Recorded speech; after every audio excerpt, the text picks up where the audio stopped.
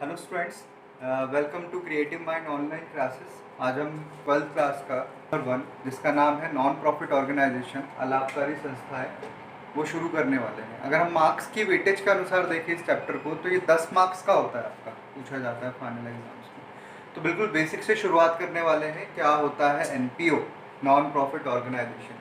अगर non profit organisation की बात करें तो हम ऐसी संस्थाओं की बात करेंगे जिनका प्रॉफिट मोटिव काम नहीं होता, वो अपना काम करती है ताकि सामाजिक कल्याण हो सके। ठीक है, जो प्रॉफिट कमाना नहीं चाहती लेकिन लोगों का सेवा, लोगों की उद्धार करने के लिए बनती है। जैसे सिंपली आप नाम सुना होगा आपने, जैसे गवर्नमेंट हॉस्पिटल, गवर्नमेंट स्कूल्स। ठीक है, ये सारी संस्थाएं क्या करती है, इनका काम होता है एजुकेशन प्रोवाइड करना। कुछ नॉमिनल फीस तो लेती है ये, है ना। आइए सिंपली पूरा मीनिंग देखते हैं पहले। नॉन प्रॉफिट ऑर्गेनाइजेशन आपका फर्स्ट चैप्टर है। नॉन प्रॉफिट ऑर्गेनाइजेशन क्या कहता है, तो नॉन प्रॉफिट ऑर्गेनाइजेशन को ध्यान रखिएगा, नॉट फॉर प्रॉफिट ऑर्गेनाइजेशन भी कहते हैं। तो not for profit organisation refers to the organisation, वह ऐसी ऑर्गेनाइजेशन होती है that are used for the welfare, जो यूज की जाती है वेलफेयर ऑफ द सोसाइटी। ये आपको बिल्कुल ध्यान रखना है कि इनका मेन जो मोटिव होता है वो काहे के लिए होता है, वेलफेयर ऑफ द सोसाइटी के लिए, सामाजिक कल्याण के लिए होता है। And are set up as charitable institution, वो चैरिटी के लिए, दान के लिए काम करती है और चैरिटेबल इंस्टीट्यूशन के रूप में जन्म लेती हैं। ठीक है, हिंदी मीडियम हम देखेंगे इसको आगे। The main aim of such institution is not to earn profit. आप मीनिंग में ये भी लिख सकते हैं कि इनका मेन एम जो होता है इन इंस्टीट्यूशंस का, वो प्रॉफिट अर्न करना नहीं होता है। एग्जाम्पल्स की बात करें तो उसके एग्जाम्पल हो सकते हैं government schools, college, public hospital. सही बात है ना, 5 या 10 रुपए की फीस में वो पूरा ट्रीटमेंट देते हैं, तो उनका काम तो होता है ट्रीटमेंट पहुंचाना। नॉमिनल अर्निंग जरूर कर लेते हैं। ठीक है, मैं ये बताने की कोशिश कर रहा हूँ एनपीओ थोड़ी बहुत तो अर्निंग करता है, लेकिन जो अर्निंग करता है वो उसका लास्ट प्रोसेस होता है। सबसे पहला काम होता है उसका सामाजिक कल्याण करना। ठीक है, इसी तरह से societies for promoting sports, arts and culture.